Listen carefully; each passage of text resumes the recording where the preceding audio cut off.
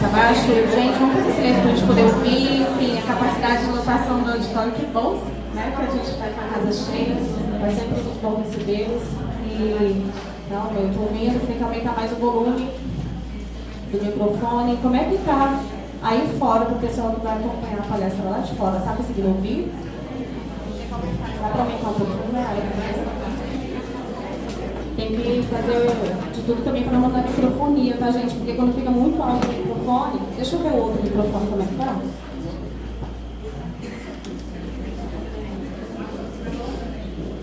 Oi. Ah, esse aqui tá mais alto, não tá? Acho que esse aqui tá melhor. Mas de qualquer forma, vocês dão um toquezinho que a gente tenta melhorar o áudio para vocês. Bom, meu nome é Andressa Sorrentino, sou atual conselheira presidente do Conselho Regional de Psicologia. Não sei se vocês estão acompanhando nossos canais de comunicação, mas a gente tem realizado muitos eventos durante o mês dos psicólogos, né? Enfim, uma forma de prestigiar, homenagear, enfim, e a gente pensar na nossa função. Então, a gente tem promovido cursos de formação, rodas de debate, rodas de conversa, enfim. É muito bom quando a gente vê a casa assim cheia de gente. E vocês vindo contribuir conosco. Está sendo muito gratificante também a gente ter a colaboração de diversos profissionais, como a Marcela.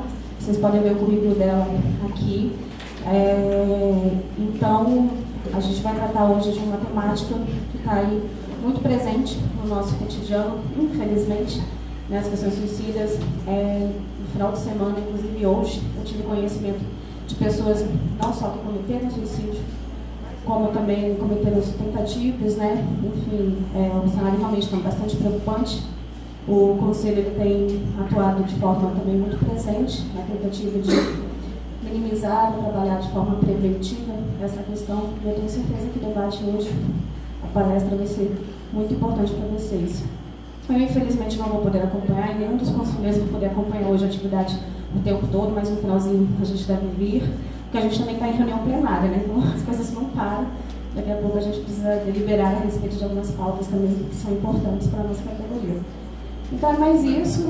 Agradecer mais uma vez a sua presença, a sua contribuição. O conselheiro Vitor também deve dar uma palavrinha com vocês daqui a pouco. E boa atividade para vocês. Passar a palavra para você. Obrigada. Boa noite a todos. Eu queria agradecer o conselho, o convite de vir fazer a palestra hoje, no nome do Vitor, que também não veio. Eu fico feliz que deu tanta gente, assim, eu esperava que viesse bastante gente, porque é um tema que sempre atrai muita gente, mas eu acho que nem eu, nem o conselho, assim, pensamos que ia dar mais do que a lotação, né? Eu ainda tinha conversado com o Vitor ontem, que eu bateu um pânico, assim, meu Deus, tem 200 pessoas que confirmaram esse negócio, qual é a capacidade lá? É 100, vai dar problema isso aí. Mas beleza. Então, como a gente não vai ter nenhum conselheiro aqui, só as funcionárias para ajudar, a gente pensou de vocês irem escrevendo as perguntas e depois no final passa e eu vou lendo, alguém lê, tá bom? Então vamos lá. Eu sou psicóloga, já estou formada tem 13 anos, fiz meu mestrado na UNB em Psicologia Clínica e Cultura. E também há 13 anos eu estou no GDF como gestora de políticas públicas e gestão governamental. Eu trabalho num órgão que a gente faz o atendimento, o acompanhamento dos servidores mesmo, tá? Há 13 anos fazendo a mesma coisa, trabalhando no mesmo lugar. Então vamos lá. Começando com um pouquinho de aspectos epidemiológicos do suicídio no mundo, tá? Estima-se que a cada ano mais de 800 mil pessoas morrem por suicídio. Para cada suicídio, estima-se que haja de 20 tentativas pelo mundo. Esse número ele muda bastante, porque é um número que é estimado. Então fala assim, para cada suicídio tem 3 tentativas. Para cada suicídio tem 10 tentativas, tem 20 tentativas. Esse é o número que eu achei agora da OMS. Né? 20 tentativas. Mas, né, sabe-se lá, realmente. Em 2012, o suicídio representou 1,4% de todas as mortes em todo o mundo, tornando-se a 15ª causa de mortalidade na população geral. O suicídio é a segunda causa de morte da população entre 15 a 29 anos. Tá? Homens cometem cometem mais suicídios, utilizam métodos mais letais. Mulheres tentam mais suicídio e utilizam métodos menos letais. No Brasil, o suicídio está entre as 3 maiores causas de morte na população, entre 15 e 35 anos. Um aumento de suicídio na população mais jovem, né, essa mesmo, de 15 a 35 anos, nos últimos anos. Um aumento de 1.900%, de 80 a 2000. Né? E o Brasil vem apresentando sucessivamente, ano após ano, aumento dessas taxas. Tá? Então, hoje a gente está em 5,7 mortes para cada grupo de 100 mil habitantes. 5,7, 5,6, varia um pouco. Né? E o Brasil encontra-se, então, na 8ª posição mundial por números absolutos de morte. Né? Mas esse número relativo não é tão alto, tá? Porque tem países que têm um número relativo muito maior.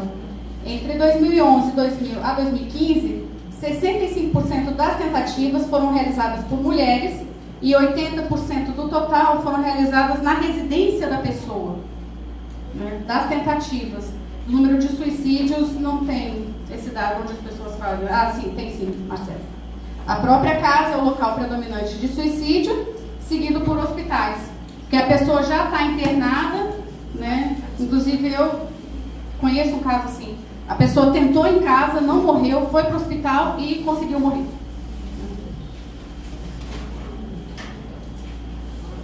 A taxa de mortalidade, então, por faixa etária, tá? Também num grupo de 100 para cada 100 mil habitantes. É um coeficiente isso, tá? Então a gente vê que quem realmente se mata mais é uma população mais velha, acima dos 70 anos.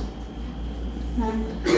A faixa de 5 a 19, ela é pequenininha, por uma questão também de subnotificação, né? Eles calculam de 5 a 19 anos. Então, uma criança de 5 anos, ela realmente tentou o suicídio? Não sei. E, às vezes, tentou mesmo, né? Mas o registro não fica dessa maneira. Né? Já na adolescência, a gente consegue ver isso mais claramente. Né? Sempre que o menino se joga na frente do carro, o menino pula do apartamento, tá? E aqui, ó, de 20 a 29, 30 a 39, mais ou menos estável, né? E aqui, ó, 17% é a taxa de mortalidade na faixa etária acima de 70 anos. Por raça e cor também é uma coisa interessante, porque a gente tem uma população proporcionalmente, então, os indígenas se matam muito mais. Chega a 23%, 23% a taxa, não é porcentagem. 23% a taxa, né, para um grupo de 100 mil habitantes. Então, é muito alto. Né? De branco, 9,5%, só é de homem que eu estou vendo, mas o total aqui, 5,9%, negro, né, 4,7%, amarelo, 2,4%. No Brasil, asiático se mata menos, mas o Japão tem as maiores taxas, né, pela questão cultural deles. Por regiões, né? A gente tem que no sul é que tem a taxa mais alta, de 15,8%, porque tem uma questão dos agricultores.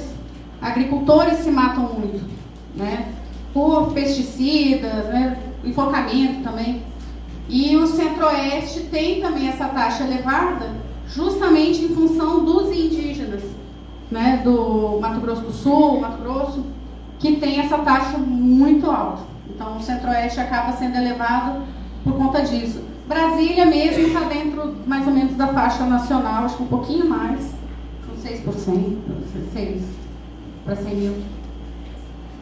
Os meios mais utilizados, então, foram enforcamento, intoxicação exógena, né, arma de fogo, aqui, ó, enforcamento, 61%. As causas de autointoxicação, né? Os pesticidas, olha lá, 39%. Seguido de medicamento, 30,6%. visão do suicídio em diferentes religiões, porque acho que é interessante a gente ver isso, porque a pessoa que a gente está atendendo, no Brasil a gente tem essa questão da religião muito forte, né? Então, dependendo do que eu estou atendendo, e se a pessoa, inclusive, tem uma religião, isso vai fazer uma certa diferença no manejo. Porque a gente vê que a religião, isso tem vários estudos, já bem relatados, como a religião é um fator de proteção. Seja ela qual for, não entra nem nesse mérito do que é, né? Mas a própria questão social da religião, ou o medo do que vai acontecer depois, é fator de proteção.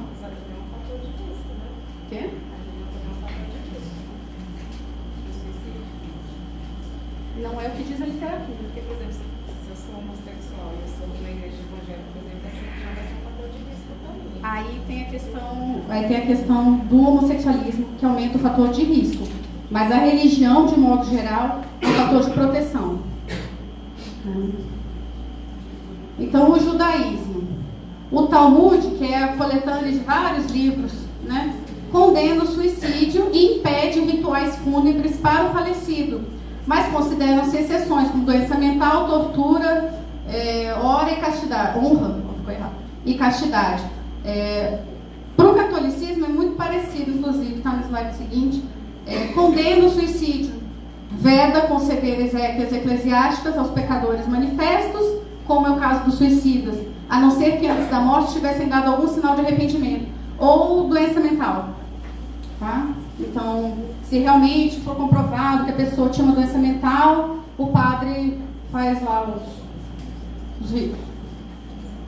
Mas ele pela igreja, ele está, como que se fala? Ele está livre de não fazer, se ele achar que não precisa, não pode.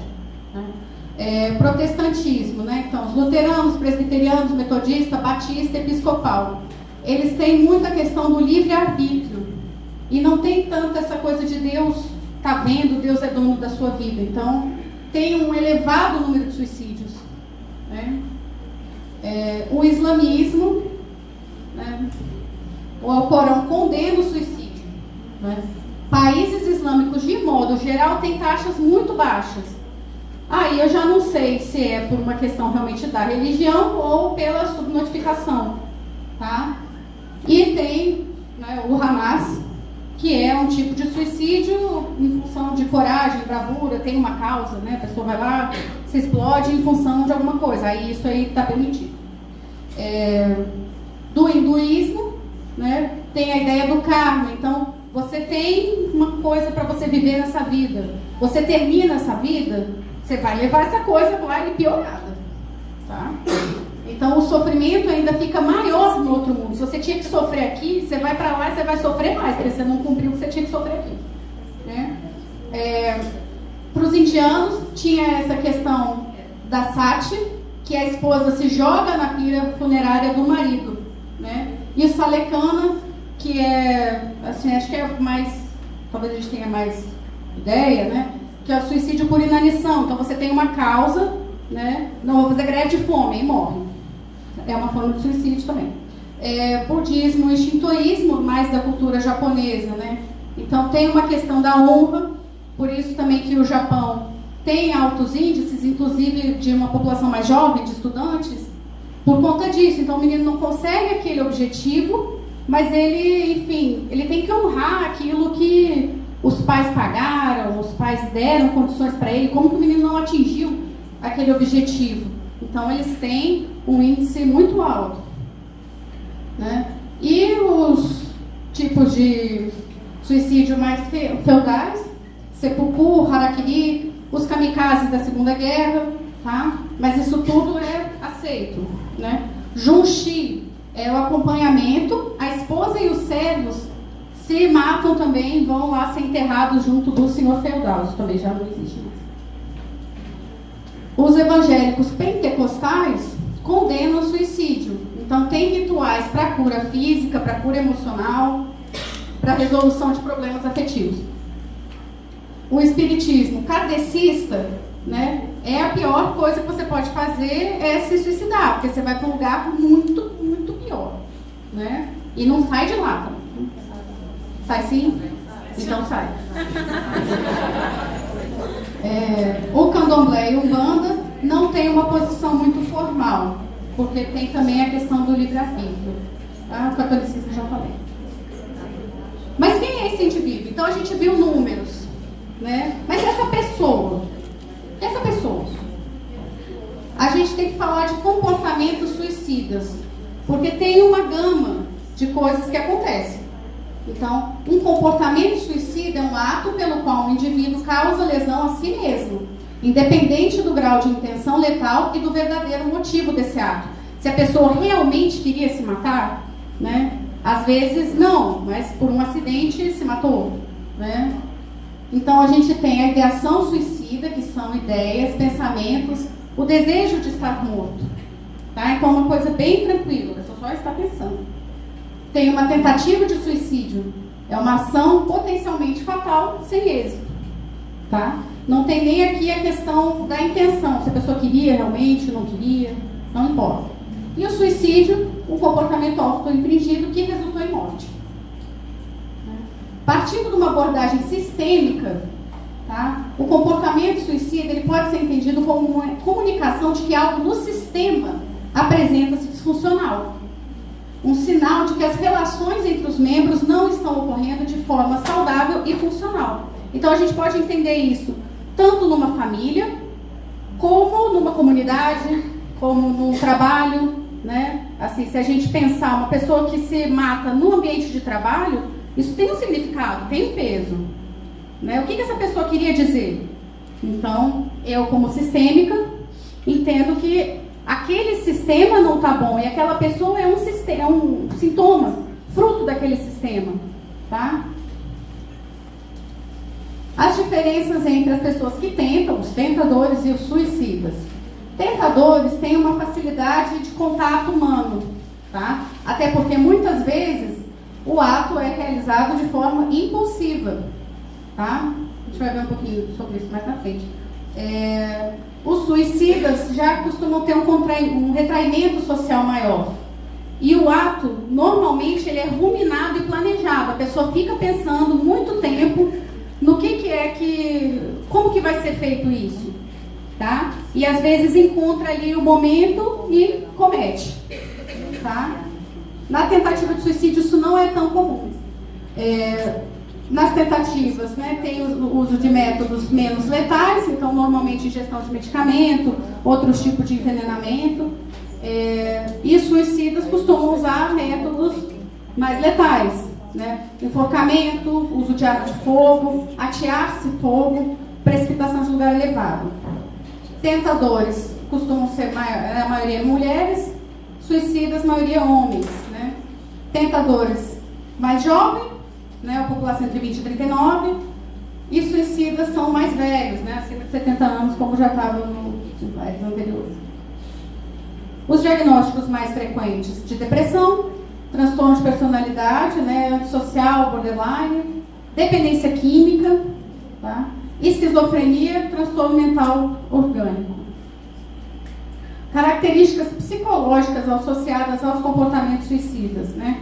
Impulsividade, a maior delas, agressividade, alterações do humor, desesperança, desengajamento social, rigidez e ambivalência. Ambivalência, eu não lembro se eu acabei deixando esse slide não, mas ambivalência, a pessoa nem sempre tem essa vontade de morrer. Nem sempre a pessoa quer se matar mesmo. E a pessoa não quer se matar o tempo inteiro, tá? Então, a pessoa está bem, estou com ideação suicida. Mas eu estou bem, tive um dia legal e tal, né? Não vou ficar pensando nesse planejamento. Aí, no outro dia, eu acordo mal e já quero morrer. Para que eu vou viver? Então, tem essa ambivalência. A pessoa nem sempre está querendo morrer o tempo inteiro, tá? E mesmo no momento em que ela quer morrer, muitas vezes ela quer morrer e não quer morrer. É confuso. Por que as pessoas têm esses comportamentos? Teorias biológicas. Tem uma questão, isso também já está bem fundamentado, uma baixa função serotoninérgica que está relacionado ao aumento da impulsividade e agressividade, encontrado em indivíduos que sofreram privação materna ou abuso físico na infância. Também se encontrou deficiência serotoninérgica em áreas do cérebro ligadas à inibição do comportamento e à tomada de decisão. Ou seja, essas áreas não estão funcionando como deveriam, tá? Então, se eu tenho um problema ligado à inibição do comportamento, eu aumento a minha impulsividade, né? E se eu estou, então, com um problema relacionado à tomada de decisão, o que isso significa? Que às vezes eu não consigo ver outro caminho, né? O meu único caminho era aquele, morrer. O comportamento suicida é em parte hereditário. Estima-se que seja 55% dele seja hereditário, tá? Com relação às causas genéticas, assim, tentaram já vários estudos, né? Assim, agora a gente achou um gene ligado ao suicídio. Era mentira. Porque são vários genes. E aí a gente tem uma questão também de alterações epigenéticas. Então, você pode até carregar o gene do suicídio. Mas se eu tive uma infância super feliz, nutridora e tal, esse gene não vai se ativar. Entende? Então, são fatores ambientais que interferem na ativação ou não dos genes. Então, pode ser que isso se ative, pode ser que não, mas eu carrego. Experiências traumáticas na infância alteram a arquitetura genética que herdamos e aumentam de forma parcialmente independente a propensão tanto para a depressão quanto para o comportamento suicida. Teorias psicológicas, eu peguei duas que são assim, acho que mais estruturadinhas. Da psicodinâmica, né? O que a psicodinâmica fala e o que a psicologia cognitivo-comportamental fala. Então, psicodinâmica, né? Uma fantasia inconsciente de imortalidade. Então, a pessoa, ela se mata porque ela vai ter uma vida eterna, tá? A vingança, né? Eu tô, na verdade, me vingando de você porque você terminou comigo, agora você vai sofrer, tá? Você fez tal coisa comigo, então agora você vai sofrer. Uma forma de afetar a pessoa amada, o reencontro com um objeto perdido. Então, às vezes, já não teve uma boa relação na infância, mãe morreu, mãe não estava lá, sei lá, o pai não estava lá. Então, já fica essa falta. Então, é uma forma de tentar curar essa falta. Bem confuso. Uma expiação, a pessoa carrega uma culpa muito grande por alguma razão, tá? Uma fantasia de controle onipotente. Às vezes a pessoa está num ambiente tão fechado e controlado que a única forma dela sair daquilo ali é se matando. E das teorias do apego, né, tem a questão do apego inseguro. Então tem uma ansiedade de separação, uma necessidade de proteção e cuidado. Então a pessoa que teve lá de novo uma infância difícil, tá, vem de um apego inseguro e tem essa ansiedade de separação. Então... Estou tão confuso também. Mas a ansiedade de separação, você não consegue ficar longe daquele objeto. Então, a pessoa vai, mas eu também não consigo lidar com aquilo e gera uma ansiedade, gera uma frustração que eu não consigo lidar. Então, também. Cognitivo-comportamental. Como uma esquiva, também é a mesma ideia, né, de fugir, assim, né, de sair daquele ambiente, daquela questão. Um desamparo aprendido, né, de uma forma a incitar o amparo. Então, eu tento me matar para ver se alguém cuida de mim, para ver se alguma coisa muda, alguma coisa acontece. O coping, né, são estratégias pobres e inadequadas para lidar com crises. Então, e a dificuldade na resolução de problemas. Então, a pessoa não tem outra forma de lidar com aquilo. Eu não sei como eu vou lidar com essa situação. E aí eu já venho de uma história familiar onde as pessoas não conseguem lidar com as situações e se matam, então eu entendo que isso é uma forma de lidar com a situação, então eu vou me matar, né? A rigidez cognitiva, a mesma coisa, a pessoa não consegue pensar em outra forma, né? Só tem aquilo. As distorções cognitivas, a pessoa fica acreditando em coisas que não são, né, tão verdade ali, desesperança, né, uma expectativa negativa com relação ao futuro. Então nada vai mudar. Se nada vai mudar, para que eu vou viver? Teoria sociológica do Durkheim, né? Então, após a Revolução Industrial, a família, o Estado e a Igreja deixaram de funcionar como fatores de integração e coesão sociais e nada foi encontrado para substituí-los. Então, o Durkheim, ele traz essa visão mais social. O suicídio, ele até então, era visto como uma questão pessoal. Você tem um problema. Mas aqui ele está dizendo que não. A sociedade tem um problema. Essa pessoa está inserida numa sociedade. Então, o que está acontecendo aí nesse contexto? E aí ele colocou 3 tipos, mas na verdade são 4, né? De como isso se sucede. Então a gente tem o suicídio egoísta, o indivíduo está pouco ou nada integrado a um grupo social, não se encontra mais sob influência da família, da sociedade ou da religião. O suicídio altruísta tem o sacrifício da própria vida pelo bem do outro, ou de um grupo social. Que aí entra naqueles que a gente viu antes, Satie, Harakiri, Juche, pactos suicidas, né? Até aquelas comunidades que nos Estados Unidos teve, eu esqueci como é que é o nome daquele homem, C.K. Jones. Jim Jones, né? Então é um pacto suicida, então todo mundo vai se matar em função de uma causa, né? O suicídio anômico, sociedades em crise econômica, conflito entre classes, né? A anomia é uma ausência ou enfraquecimento das normas de integração social, com diminuição da solidariedade. Então, hoje, isso acho que é uma das razões que a gente vê mais, né? A gente está num país em crise e volta e meia a gente escuta isso. O pai não tinha mais condições de criar, de sustentar aquela família, ele matou todo mundo e se matou, né? Então, é isso, é um suicídio anômico, tá? E aí a gente tem, então, esse 4º tipo, que seria, assim, mais aceito, que é um tipo mais raro, ocorre quando há intensa pressão social, né? Ou em prisões, ou em situações de guerra, né? Na Segunda Guerra, nos campos de concentração, era muito comum isso.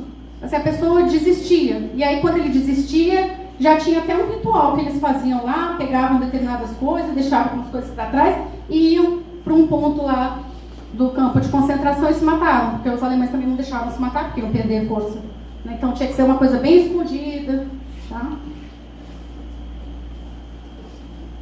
Mitos e fatos a respeito do suicídio. Mito: pessoas que ficam ameaçando o suicídio não se matam. É mentira. A maioria das pessoas que se matam deram avisos de sua intenção. Esse slide, eu acho que hoje em dia ele está na internet, né? Todo mundo já viu isso, né?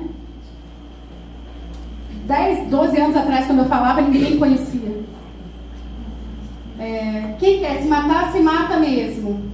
Não, porque tem a questão da ambivalência, né? Suicídios ocorrem sem avisos. Não. Suicidas frequentemente dão ampla indicação de sua intenção. Ou seja, falando, seja pelo comportamento, você vê que a pessoa já começa falando, não sei para que eu vou viver, se eu morrer, a minha família vai ficar livre de mim, né? Então não, peraí, né?